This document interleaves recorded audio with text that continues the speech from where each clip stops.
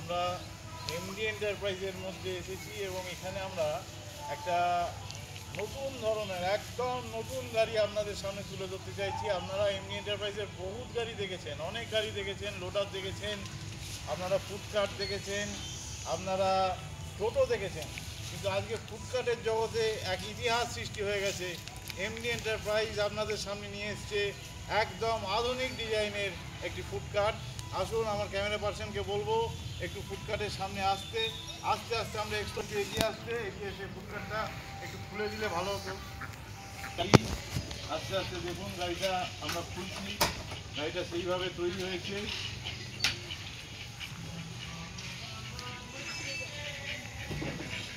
দেখতে পাচ্ছেন আপনারা কি ইউনিক ডিজাইনের এই ফুডকার্টটা তৈরি করেছি আমরা।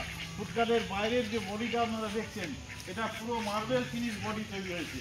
এই যে বডিটা দেখছেন, বডিটার যে মেটেরিয়ালস আমরা ইউজ করেছি, এটা ডবল কোটেড অ্যালুমিনিয়াম সিট আছে।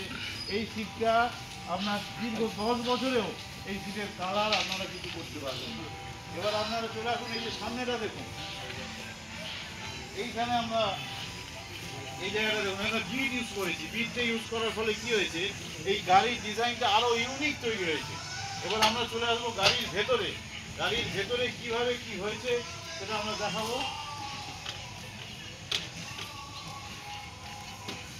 এই গাড়িতে এইখান থেকে আমরা সব কিছু, আমরা এখান থেকে যিনি গাড়িটা নেবেন তিনি এখান থেকেই সব কাজ করবেন।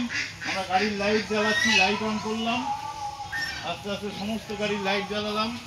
আমি ক্যামেরা পার্সনকে বলবো একটু সামনে চলে আসার জন্য। আস্তে আস্তে গাড়ির ভেতরটা একটু ভালো করে দেখিয়ে দাও। এই যে গাড়ির ভেতরটা একটু দেখিয়ে দাও।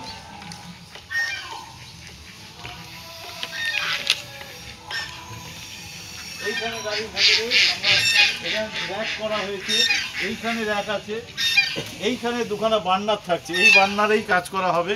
এবং তার সাথে সাথে এই যে ডিজাইন, ইউনিক ডিজাইন তৈরি করা হয়েছে, বাজারে এই প্রথম এমডি এন্টারপ্রাইজ নিয়ে এসছে অত্যাধুনিক ফুডকার্ট। যে ফুডকার্ট এখনো পর্যন্ত পশ্চিমবঙ্গের বুকে আমরাই প্রথম তৈরি করলাম। দেখুন সেই ফুডকার্টের ডিজাইন।